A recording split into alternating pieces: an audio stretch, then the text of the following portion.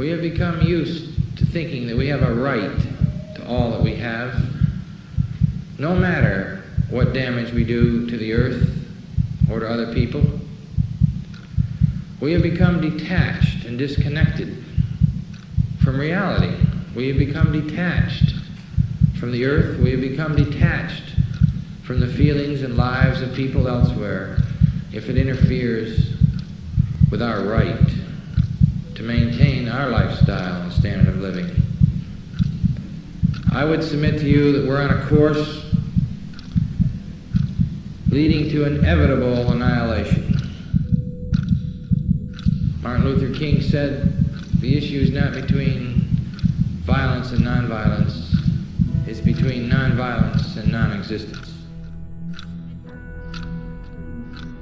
The course we're on in the first world is a course of ultimate destruction.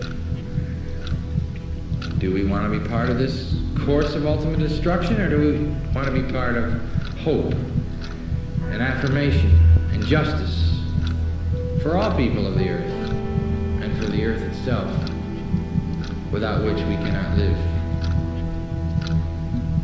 Yes, I'm talking about a nonviolent revolution of consciousness.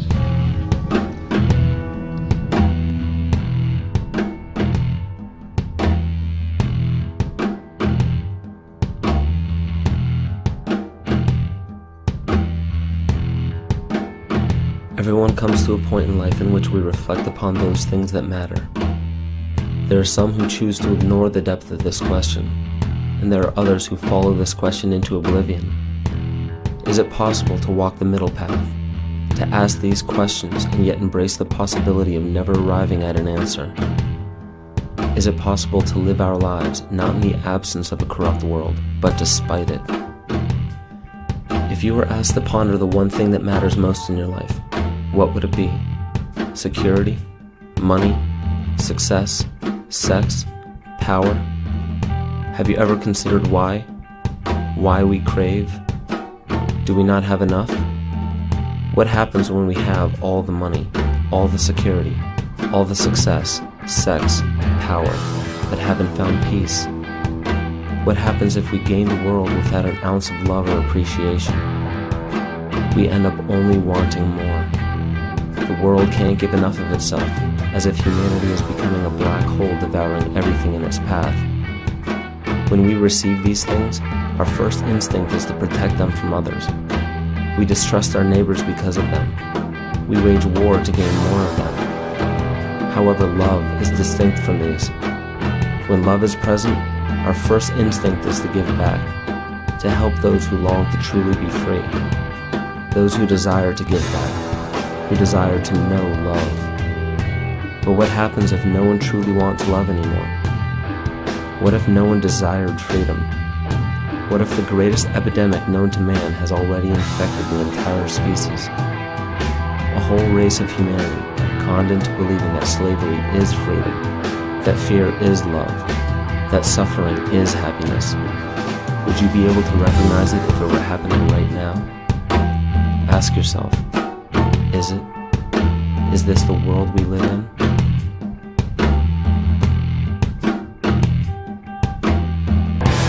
You ain't got nothing to live for, you're better off dead. Yes, but what if a man has got something to live for? That's different. Then nothing should stand in his way.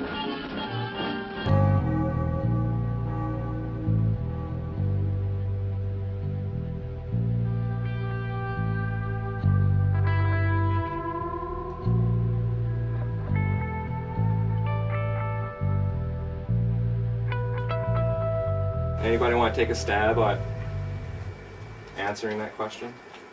What is freedom? Well, let's take a look at the Oxford definition. The power or right to act, speak, or think freely, the state of being free. But that's kind of mechanical. I really don't like that definition. So what I did is I said, okay, well, what's the definition of a slave?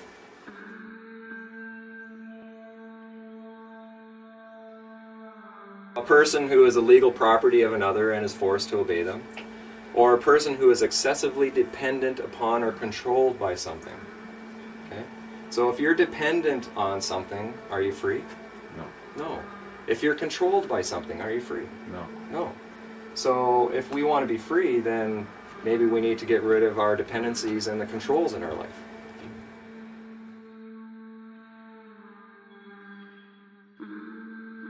Rob, in the Paget family, is an example of what happens when an average individual begins asking simple questions. Rob has removed himself from under external government and jurisdiction. No officer of the law, judge or magistrate, politician or tax agent has authority over his life simply due to a title. The land on which he lives is treated with respect and appreciation. He has drafted his own Declaration of Independence and his own Constitution. He has truly broken the bonds that fetter so many of us to dependency and dogma. However, to do this, far more than physical barriers had to be destroyed. Upon Rob's realization that he is truly becoming free, an inevitable realization of responsibility presented itself. When excessive dependence upon something is recognized within, the heart and mind revolt. The initiation of an authentic revolution always begins within the individual. Pay attention not to the physical steps he took to become free, but to the spirit of his path. For it is a personal path within all of us.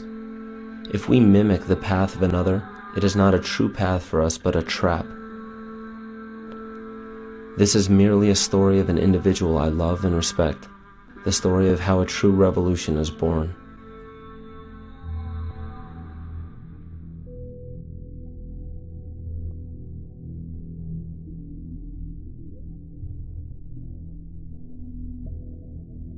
With self-governance, I am 100% responsible and 100% accountable for everything that I say and do.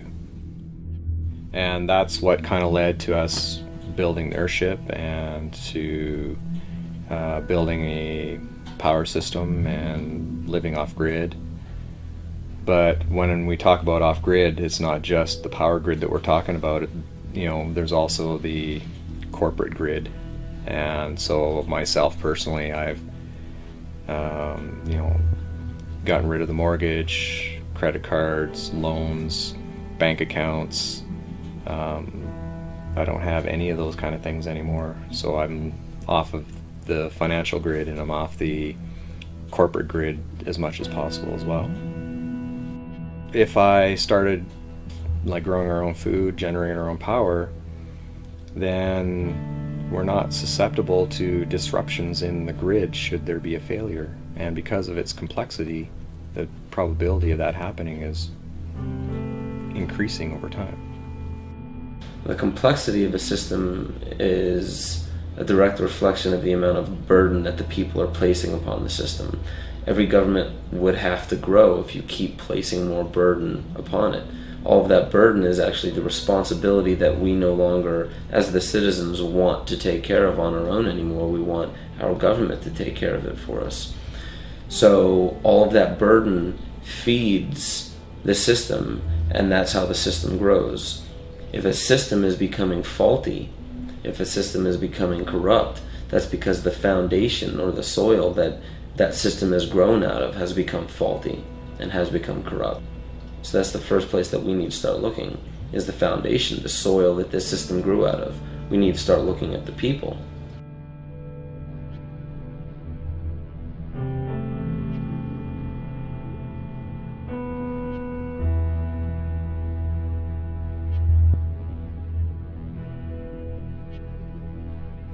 There's a fellow down in the U.S., Taos, New Mexico. He's an architect.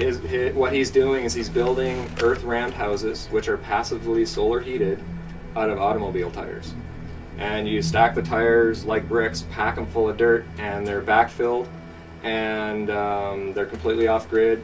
The sun heats the dirt and the mass, and that heat then radiates back into the house. And then in the wintertime, because the sun is so low, it penetrates deep into the building to warm up the building, and in the summertime it's really high, so it doesn't penetrate the building at all, and it keeps the building cool. And collect water off the roof into cisterns, and we recycle water in the house, and solar panels for power generation. So the house essentially is like a self-contained ecosystem because it collects its own water, treats its own waste, generates its own power, generates its own heat, and it's all built out of recycled materials that are abundant out in our ecology. There's automobile tires all over the place, right? So trying to build houses out of materials that you can find readily laying around.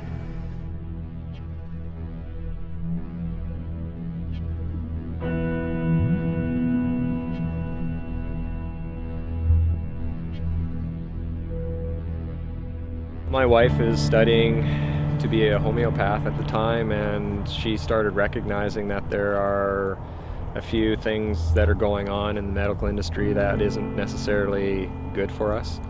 And through the process of learning about some of the medical issues that we were learning through Carrie's education, it started to wake us up to some of the other things going on in our economy and in our political system and that kind of stuff. It's not a healthcare system, but a keep you sick system so that they can make lots of money through pharmaceuticals. I held on to crap in my life, and whether it's emotional or mental, and my body had a real hard time dealing with it. You know, I've since learned that it's holding on to that stuff is what causes cancer and, you know, all kinds of illnesses and distress on the physical body. So we decided to take our matters into our own hands and be responsible rather than react to what was going on. We decided to be proactive. And so we came out while the economy was at its hottest, and we sold everything, came out here. That all stemmed really from some of the things that Carrie was bringing back from her studying, and she brought this term natural person back from school and said, "Hey Rob, you know, have you heard of this?" No.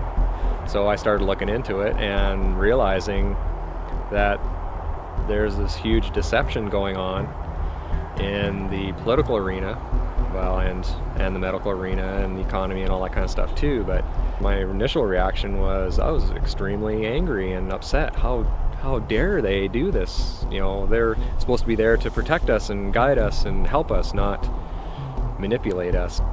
And that's kind of started my road towards trying to understand their system and learn what human rights is all about and what freedom is all about.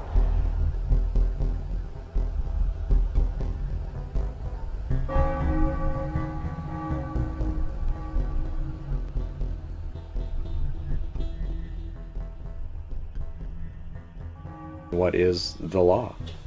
What laws apply to every single man on this earth? Because they often say no man is above the law. Okay, so which law are they talking about then? Well, there's common law, there's civil law, there's contract law, there's Sharia law, there's Christian law, like there's all kinds of laws. Mm-hmm. Admiralty is just one of them. And when it comes down to it, a lot of those are only associated to activities depending on what we're doing and what we consent to. So corporations, for example, are all subject to a number of laws because they are the creation of the government. So the master gives the rules for the servant to follow. Okay? So does that apply to you? Well, unless you're a corporation or you're behaving as a corporation, the answer is no. So I ask the question, what is the law? The history of law gives us an understanding of its evolution, which is intimately linked to the evolution of our species. The function of law does not simply govern our physical actions. We have many layers of existence, including physical, mental, emotional, conscious, and spiritual. Because we cannot escape any of these, an affliction to one of them reverberates in consequence between all of them. It is irresponsible to assume that law pertains only to portions of our lives. Law is the very foundation of life itself. All law forms today are based upon our consent. Should the people of today discover the important truth that we can say no at any time, we may find a revolution within the current system to be inevitable. Everything we are experiencing is the evolution of experience itself. This is why I can't say what the future should look like. The second I give a model for the future, there will instantly appear a rebellion against that model. And that rebellion is very important because the future is not about ending up with a beautiful result. It's about learning from the process and allowing that process to always welcome change. There are 3 fundamental stages to our evolution: childhood, adulthood, and parenthood or leadership. A child is typified by being dependent upon external support for food, protection, and health. In the animal kingdom, the transition from childhood to adulthood is complete when the child is no longer dependent upon others to be fed, protected, and kept in good health. We are a species of perpetual children today in our society. And as easy as it would be to blame the political, economic, and societal system that breeds dependent people, it is an inescapable truth that the entire system is a reflection of the condition of its people. Seldom do we see adults today in the sense that they can govern themselves, which means it is even less frequent that we see individuals fit for parenthood or leadership. The stage of parenthood and leadership comes when not only can we govern ourselves, but when we are ready and willing to help others become self-governing. The leaders of today are unfortunately nothing more than children with adult bodies wearing leadership clothes. Our entire species is being faced with a choice: govern the self or be governed by others.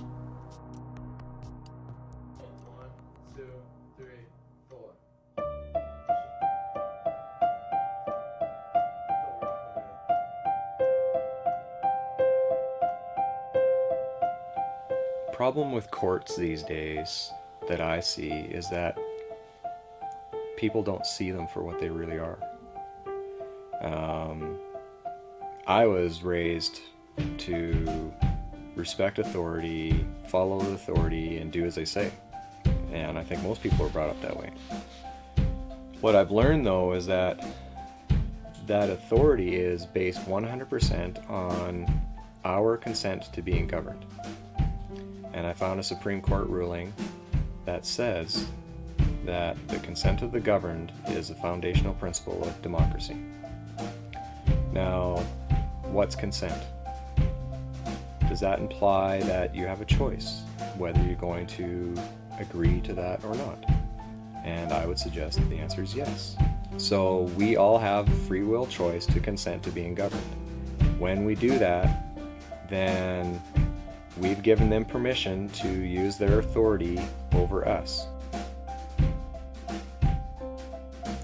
So when we used our free will to apply for or register for something, we gave them permission to create a corporation to interact between the man and the system. And it's that corporation that the system acts upon.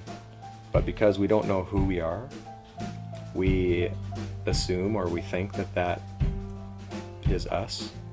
So when you take a look at your credit card or take a look at your driver's license or your birth certificate or any of that kind of stuff, a lot of people, and including myself, thought that that was actually me. And that's not true. So when the courts are acting upon it, all they can really act upon is the corporation. And the only reason they can act upon the man is because we agree to be the representative of that corporation and bind ourselves to the terms and conditions of that agreement. But we can say no at any time. Give the public the facts. They have a right to know. Got it? If you have those documents, such as licenses, registrations, permits, applications, that is your consent to being governed by certain guidelines, regulations, acts, stipulations, laws within that corporation, because you are asking for a service and they're saying, okay, as long as you follow these rules. you signed any of those contracts which are represented by a legal fiction set up in your name, then you yourself are bound by those rules, bound by those regulations, because you did that. You consented to being governed by that. So in order to remove yourself from that, you have to dissolve those contracts. Sometimes they make it seem mandatory that you must comply, and it's just the language that's being used. That's one thing you want to become very wary of, is the language that they use.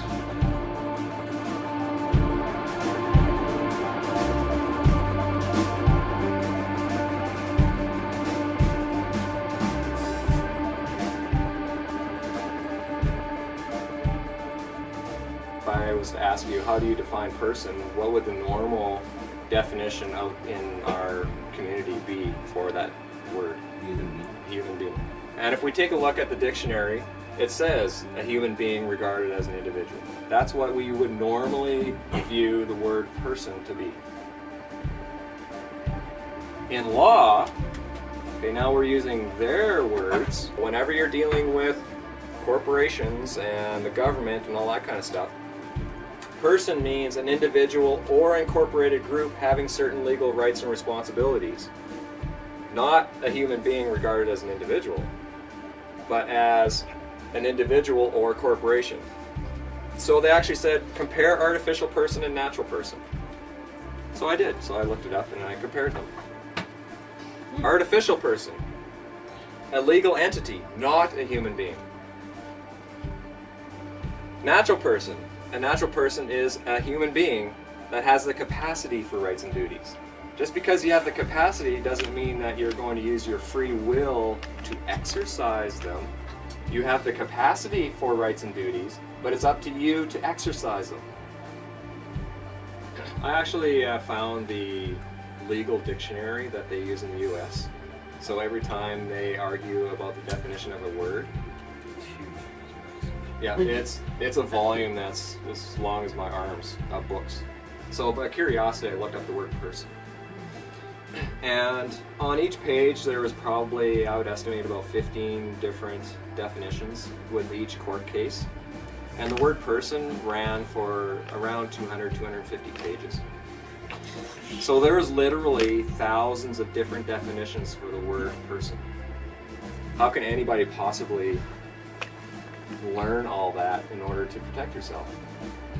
Well, part of the Magna Carta states that to none will we sell or deny a right or a justice. Well, what that means is that if you want to exercise your rights and you want to have justice, they can't sell it to you. They sure do now. It costs you hundreds of dollars an hour to hire a lawyer just so you can get justice.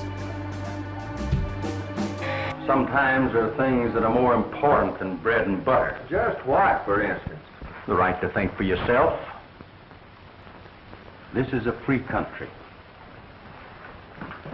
where nobody can set themselves up as absolute ruler and force other people to do their bidding. And as our country grows, more and more you'll find men and women marching and fighting side by side.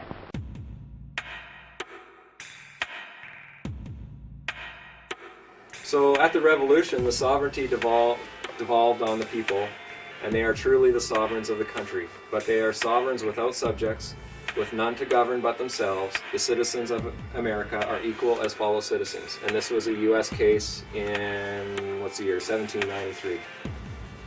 So every U.S. individual is sovereign if they knew about it and if they haven't got hooked into the corporate game that's being played down.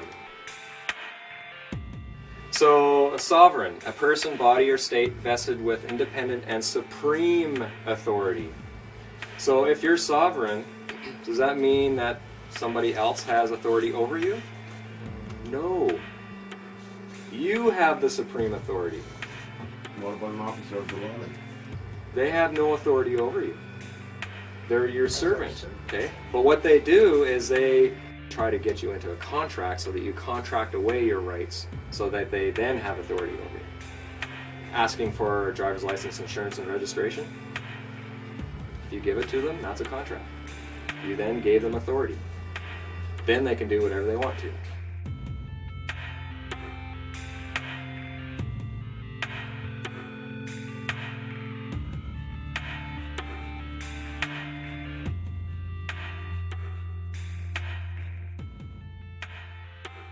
We elected to take responsibility and accountability for anything that should happen, as we should, because it's our building and we're building it. So we essentially went ahead with it and waited for the county to say something. About 3-4 months into the project, we received a letter. That letter essentially indicated that we noticed that there's some development. Please stop the development until you fill in a development permit. Well, I had been studying my human rights for a couple of years at that point, so I sent them a letter essentially outlining that I am an individual, not a person or a corporation, and that you don't have jurisdiction over anything that I do, and that your letter also indicated that if I sign this, you have permission to come on our property. So that implies that you currently don't have permission to come on our property. So I essentially told them, you're gonna have to provide me with a proof of your claim that I have to follow the guidelines of the Municipality Act, and they do not have permission to come onto our property. About a week later, the tax assessor showed up, and I asked him, well, are you here as an agent of the county? And he said, yes. And I said, well, can you tell me which parts of the act that your authority comes from? And so he told me, and I said, tell you what, let me look those up and I'll get back to you. And he was quite reasonable. He agreed with that and he left without any incident. So I looked up the act and found out that he had to give me reasonable notice, and because he was an agent, I had already told the county that they didn't have permission to come on the property. So I had grounds for several charges, if I wanted to, of trespassing and breach of the Municipality Act against this guy. So I confronted him on it. The final result was I got a letter from the minister indicating that I had several good points in my letter, and that he encouraged me to settle my dispute with the county, and he essentially washed his hands of the whole thing. And I haven't heard from the county since. They've left me alone now for 2 years. I can't have freedom unless I also recognize that I have a duty. And I have a duty to share with people what I've learned from not only the legal aspect, but also the spiritual, emotional, mental, and physical freedoms that I've been working on. I felt that part of my duty was to start getting out there and start teaching this.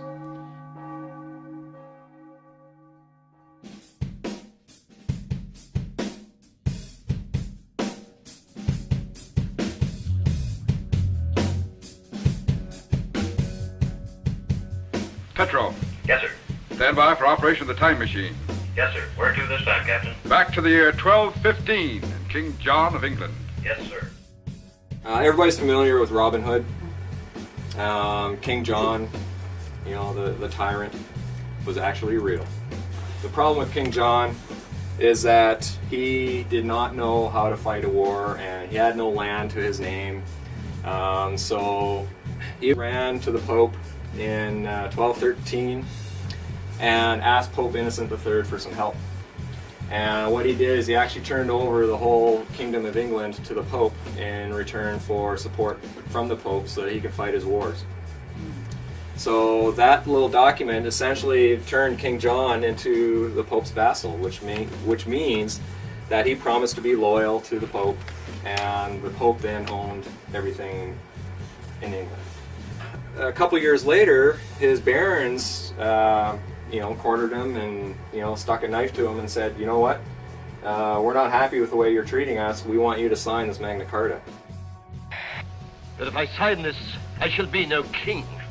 You have given me 24 overlords. These 24 will see that you carry out the terms of the Magna Carta. You have no choice, King John, but to sign. So the Magna Carta was the basis of English law. That's right, Jet. And the basis of American law as well. The English Magna Carta became the model for the American Bill of Rights.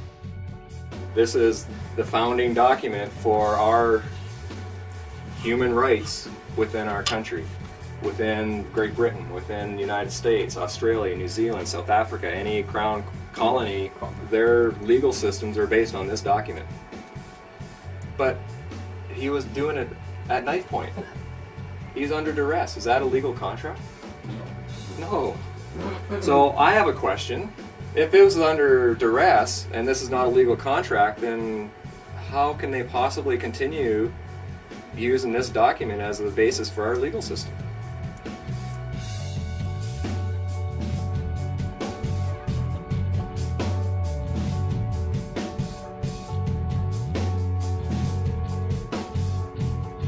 I would suspect that most people would recognize that a valid contract would require that the individual sign on his own free will. And that wasn't the case. And the Pope at the time, Pope Innocent III, recognized that as such because he also said that it was invalid.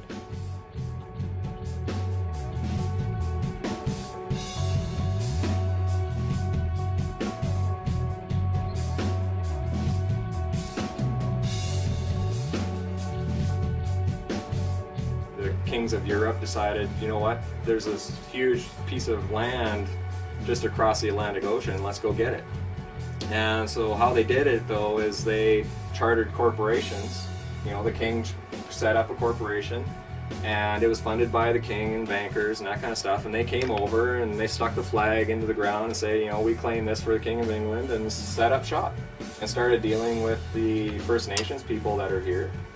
And you know, I'm not going to go into all the atrocities that happened.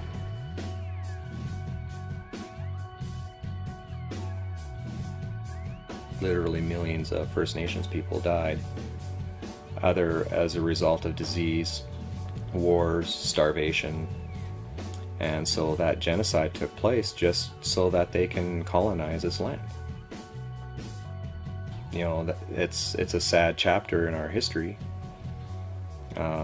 But we also have to recognize that that's the past, and so let's move on and let's try to live in harmony with one another now without pushing our will against another, and try to come to terms with the things that were done in the past.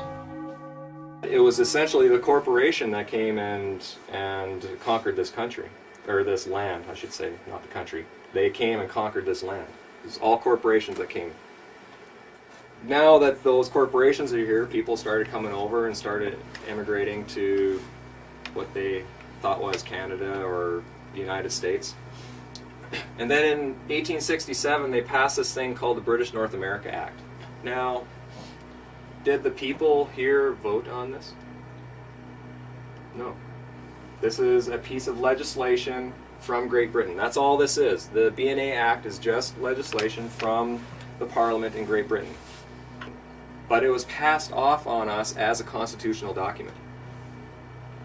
In order for you to have a constitution, the people have to vote on the document, not the representatives in the legislature. This document merged all the colonies into one colony called Canada. That's all this document did. But it was passed off as forming a country. The people of Great Britain went and started traveling around the world and bringing their legal system with them. And even though the US declared their independence in 1776, they still based their legal system on British system. They're all based on that common law system, but there's also the Admiralty system that came with it. Representatives from, you know, Canada, Australia, South Africa, New Zealand, you know, all those got together with Great Britain and started talking about, okay, how can we really set things up so that we can be autonomous from Great Britain? And so they actually met for a couple of years, 1926 and 1930, to formulate how this was going to work. And then the king then passed the Statute of Westminster, and that essentially broke the tie between Great Britain and Canada. Okay, the king is no longer a part of Canada. Canada is no longer affected by any statutes or regulations from Great Britain. Because the link to the crown was broken, technically we're in anarchy. We have no document to actually set up the framework for how our government is supposed to operate in this land. In 47, they wrote a letters patent creating the office of Governor General. The Governor General is the head of this country. We have been compelled to create a permanent armaments industry of vast proportions. 3.5 million men and women are directly engaged in the defense establishment. Now, this conjunction of an immense military establishment and a large arms industry is new in the American experience. We recognize the imperative need for this development, yet we must not fail to comprehend its grave implications. There's not one piece of territory or one thing of a monetary nature that we want out of this war. We want peace and prosperity for the world as a whole. Let's go through these words and let's see if you understand them now. Okay? Governor General. What's a general? Military. Lieutenant. More generals. What's a company? It's like 4 brigades of man and heavy equipment. An officer. Okay? The taxpayer is actually an officer who holds an office. Commission. How many here work for commission under a social insurance number? So you're actually a commissioned officer. Okay, so even some of the financial terms have military connotations. And it's all done under admiralty, which is military.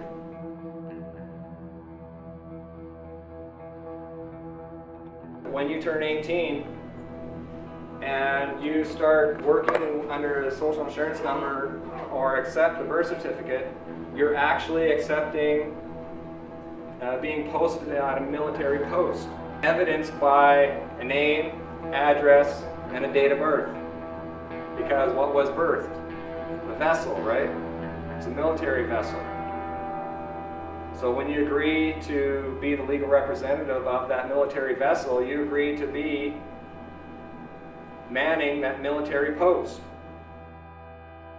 Okay, that's why they need the name and birth date, so that they can prove that you're a private in their military.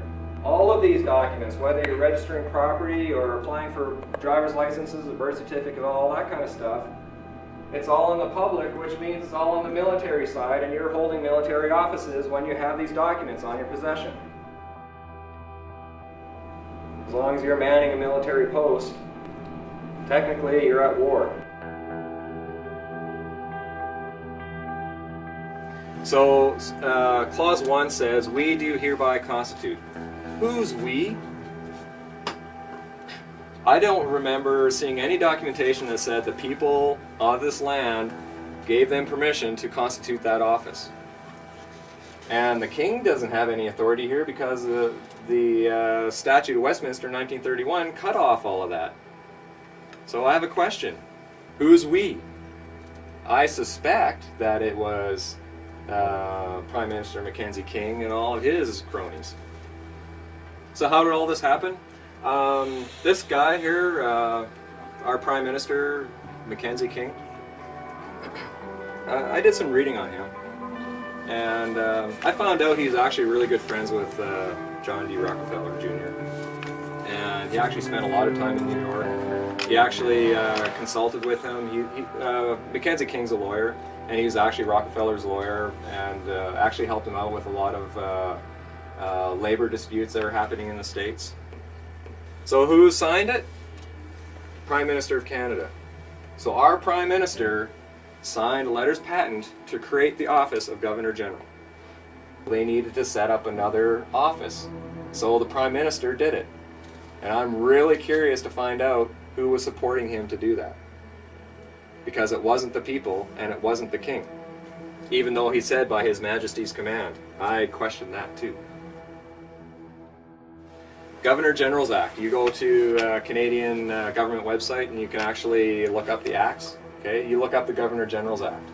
And in there, Clause 1, or Clause 2 says, the Governor General of Canada or other Chief Executive Officer, CEO, CEOs are for companies, or administrator carrying on the Government of Canada on behalf and in the name of the Sovereign,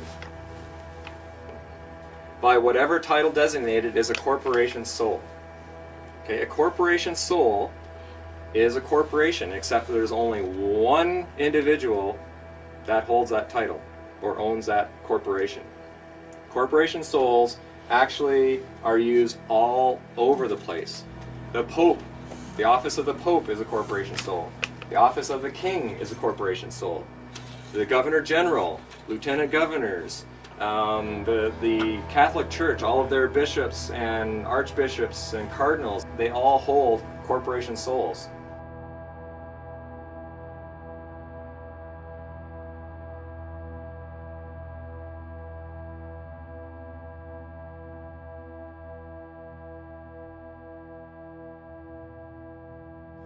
This was on the Governor General's website about 10 months ago. You won't find it now because they changed it. So I'm really glad I got a screenshot of it. But it says here, Canada is a parliamentary democracy and a constitutional monarchy. Yeah, whatever. This means Canadians recognize the Queen as our head of state. Canada's Governor General carries out Her Majesty's duties in Canada on a daily basis and is Canada's de facto head of state. Does everybody know what de facto means? Illegitimate but in effect. So it has no legitimacy, but because we've all accepted it, that gives it force and effect.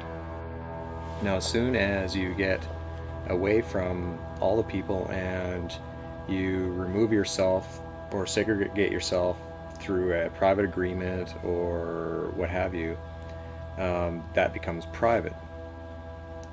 Now, the Governor General and the Queen, by definition, are only responsible for the public. Government is there to deal with the public for us, but they've turned everything public. As soon as you register property like land or vehicles or any of that kind of stuff, you turn that into a registered item which is in the public. If you're in the public, they assume that you're vulnerable and that you need protecting from others and from yourself. As soon as you're using all of your corporations, that's all on the public side and that's all governed by the public, which is the government. So part of the process that I went through was to actually explicitly say, I do not want to be governed.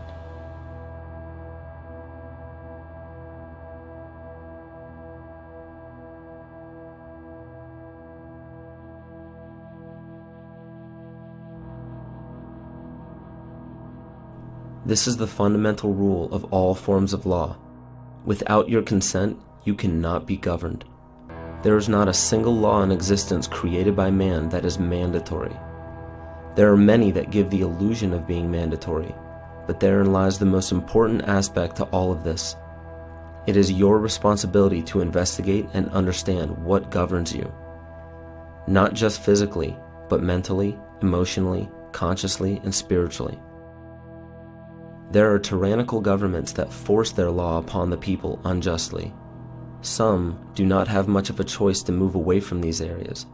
However, most do have a choice, yet allow justifications to keep them exactly where they are. If we were on a train track just minutes away from being hit, most of us would move, yet some have the tendency to complain about how inconvenient it is to move. There is still a choice. Human ingenuity can surmount any obstacle. The only requirement is the desire to surmount. If we are willing to complain or rebel against a system that governs our actions, we should know how and why it does so. In doing this, it is important to understand who we are, where we are, and what options we have.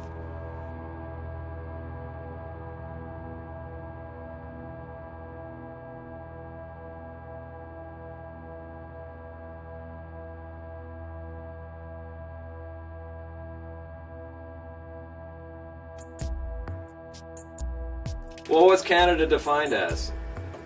In the Interpretation Act, Canada, for greater certainty, includes the internal waters of Canada and territorial sea of Canada. Okay, now that word includes is a tricky word.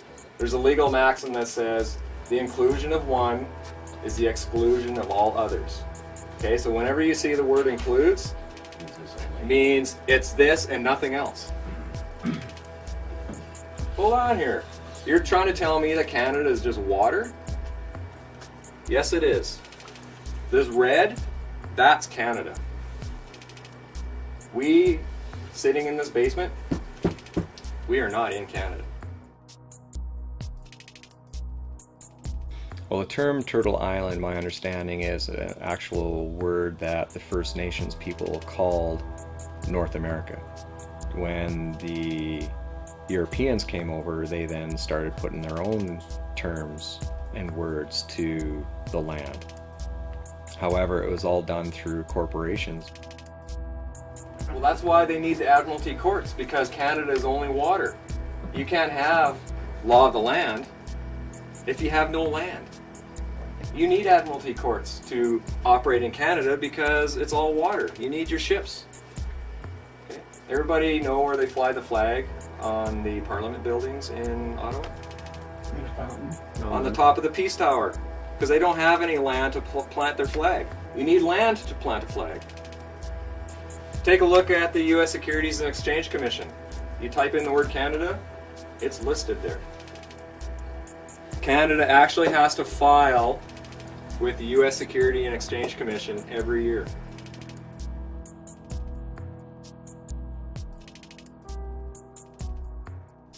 The Admiralty courts are set up to govern business between corporations, not people.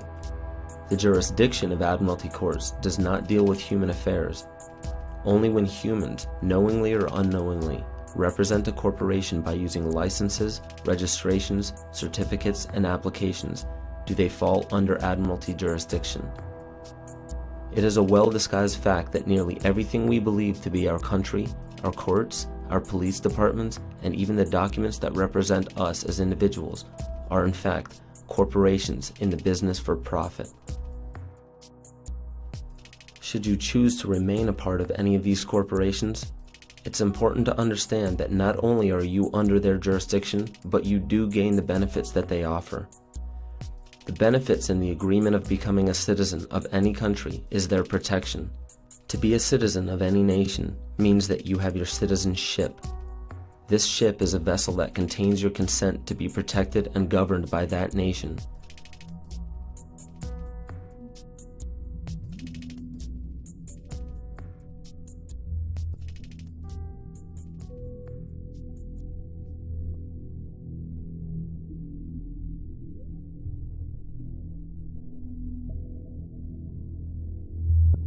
It was November of '07 when I actually got pulled over by city police. You know, they had 2 or 3 police cars there, but what essentially happened is he came up to the window and said, you know, asked me for my driver's license, insurance, and registration.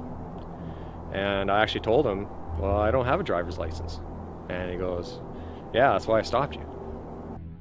I'm not a corporation, and I do know that I'm not here to submit to other people's authority. I didn't realize it at the time, but I was actually testifying to him.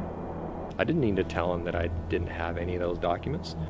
At that point, he then asked me, well, what's your name? Well, I told him, well, my friends call me Rob. I don't let a name define me, or I don't let a career define me. I'm not a name or a label. again, I was testifying. I didn't have to disclose to him my identity, but it was enough information for him to make the link between that name and the name that he has jurisdiction over, which is the artificial person that was on the driver's license that was expired. And that was grounds enough for him to proceed with filing charges of driving without a driver's license. And he essentially gave me to the count of 3 to accept these, or he would continue filing more charges and tow the vehicle. And I finally accepted under, I was extremely stressed out at that point because I didn't want to lose my property and that kind of stuff. So I accepted them and decided to deal with it through letters. Like if I was a judge, for example, and you walked in and claimed that you're sovereign, one of the things I'm going to look at is, okay, does this guy behave like a sovereign? Did he, provide me with pre-notice and, try to resolve the issue before it even came to court? And was he honorable in his communications and his interactions with people? So at that point, I started a letter campaign, writing letters to him to ask him, for proof of claim of a whole bunch of things that he was claiming over me, and he essentially ignored all of those. So I showed up in court for the plea. Okay, now I know what the plea is all about, right? So I didn't go in there with all my books. I essentially went in there to essentially say, you know what, there is no harm done here. There's no cause for this court to be hearing. The judge wouldn't hear any of that. He kept asking me for the person, Robert Ernest Page, and I kept saying, well, I'm here on this behalf, because I'm not that person. I'm man. But he finally said to me, okay, you know what, I'm entering in a plea. Well, first off, that was probably a no-no on his part. And he told me to plead guilty. But he said that from the facts of the case, it didn't look like I had a chance. Then he told me, make sure that that person is in court. I was still nervous, I was still shaken and that kind of stuff, but I left court excited because I successfully got the judge to recognize me for who I am, not as that artificial person. But I still have court to deal with. So when I got there, the Crown called me up, so I went up there. This is before the judge was there. And he asked me for my name. I didn't give him a name. I told him I'm a third-party intervener under injury because the artificial person's being called to court, not me. But I'm the one that was injured. I was stopped, which is an injury, detained for an hour and a half, and had to go through a whole bunch of letters and that kind of stuff. So he pointed to the ticket and then goes, well, is that you? And I told him, that is not me. And I think he was getting frustrated. He said, go sit down. So I went and sat down. All I know is that when they resumed court, they heard the rest of the cases, and then they called Robert Ernest Page up, and I stood up, and she turned to me and said, case dismissed on lack of evidence. I move for an immediate dismissal. There's no sound basis for this case. There's not the slightest evidence. That was tremendous feather in my cap because I was able to successfully stand as a man in front of them without them intimidating me and let them know that I know how this game works now. Never a few men try to take over the rights of honest citizens. They always fail. They sure do.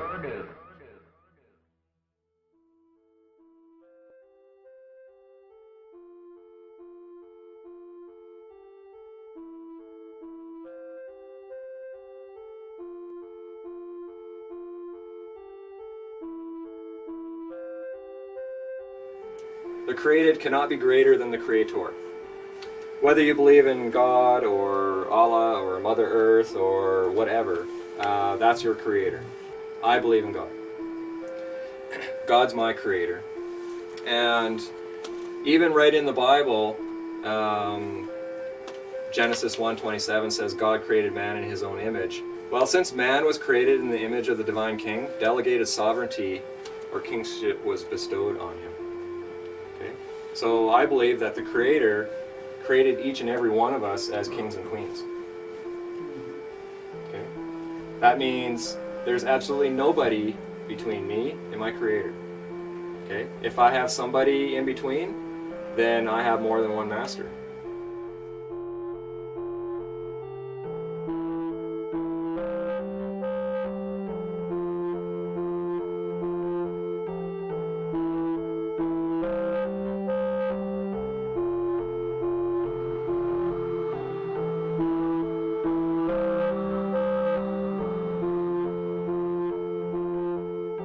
Masters could be the pursuit of money. Money would be one master that I used to bow to. I would do anything for money. Other people, I used to submit myself to other people's authority without even question.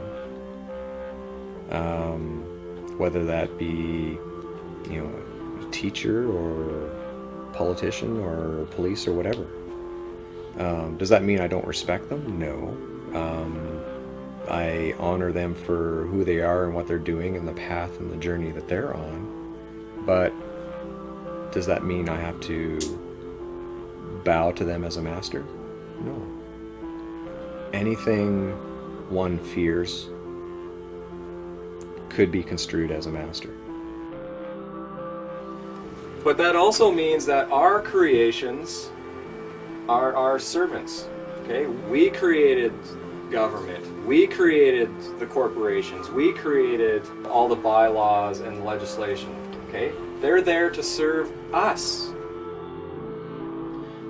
We're not completely out of it yet. We still have dependencies on, our internet connections and our phone bills because we still want to communicate with people.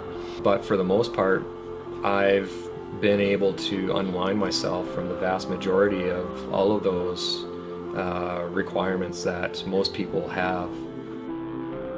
Years ago, I was very materialistic. I was, working hard for, big houses, big cars, lots of money, that kind of stuff. And then when I recovered from my depression, I realized that life is all about my relationships.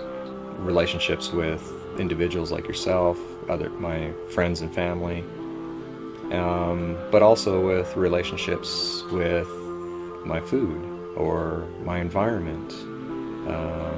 Sometimes I still struggle with that. This is a journey. It's not something that's, open a door, walk through, you're a changed man, and this is something I'll probably have to struggle with the rest of my life. Every once in a while I stumble, but I see it for what it is and forgive myself and just move on. And that whole entire process was a lot of hard work. Like, it was extremely painful, took a lot of energy, but I'm at a point right now where if I had to do it again, I would, because I learned so much about myself. And it positioned me very well to actually get together again with my wife. We were separated for 3 years.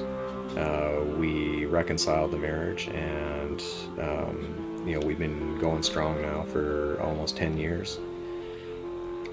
I believe the solution's available for anybody, whether you live in a democratic society or under a dictatorship or whatever. I believe the solution's simple, and I believe the solution is within ourselves. There are billions of people wandering this globe with perspective, scope, belief, dogma, morals, fears, desires, and hidden agendas. It's difficult to comprehend exactly what drives each of them. When looking at the surface of this unique condition the planet is in due to only one species, it may seem as if we aren't truly interested in freedom anymore. Maybe we're not truly working towards growth, prosperity, and peace. Again, it's difficult to pinpoint why we are a species of perpetual war and perpetual deceit, matched by perpetual heroism and perpetual compassion. There is no one answer to explain it all, and yet even if there were, it wouldn't be the intellectual answer that we desperately want it to be. The most we can do as individuals is to begin acting like individuals instead of acting like machines on autopilot from some primal program set in motion millions of years ago. What would this planet look like if we took back the one power we consistently give away? Choice. Because there is always a choice. Good, bad, indifferent, there is always a choice. Love, fear, growth, decay, life and death, there is always a choice. And the picture-perfect ending or eternal struggle is but a consequence of the direction we choose to travel from here. So rather than looking at fear, right now, look at this as the moment of opportunity, because there's something so much better on the horizon, but we can only get there by eliminating the structure as it is now, because the structure as it is now is providing for our extinction. Let the word go forth from this time and place to friend and foe alike that the torch has been passed to a new generation born in this century, tempered by war, disciplined by a hard and bitter peace, proud of our ancient heritage, and unwilling to witness or permit the slow undoing of those human rights to which this nation has always been committed and to which we are committed today at home and around the world.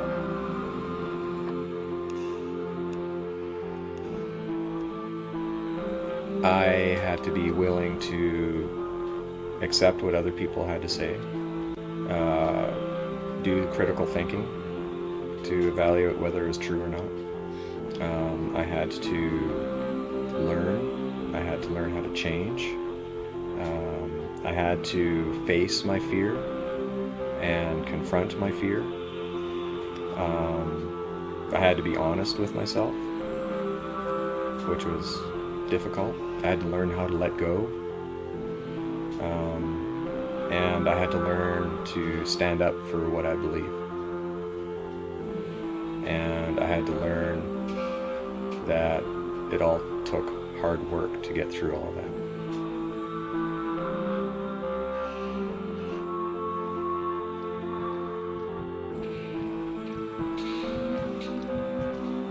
Yes, I'm talking about a nonviolent revolution of consciousness. A consciousness that is able to understand how we're all inextricably connected to each other on this earth and to the earth itself. And that if we violate those fundamental principles, we do so at our own peril.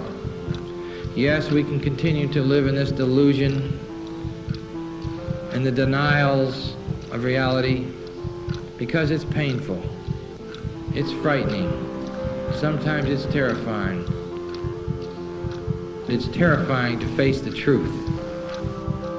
So I ask each of you to search your hearts as to what your truth is for being a citizen of the earth, promoting justice as a foundation for peace.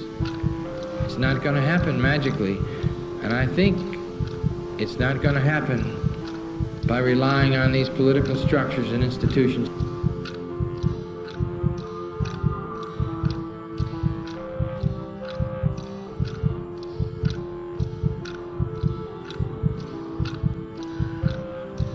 I think we're going to have to wage peace in the most extraordinary ways, whether our government wants it or not. You will know in your heart what to do, but I know that without a nonviolent revolution of consciousness, we will not survive as a civilization or as a planet. We can choose to have peace if we want to pay the price. And what more glorious goal and value do we want than peace for all people? And so I look forward to working together with you all, with we the people, to build a new society. A society that understands that we are not worth more and they are not worth less. And that we will be willing to pay the price and take the risks to wage peace with all fellow and sister human beings.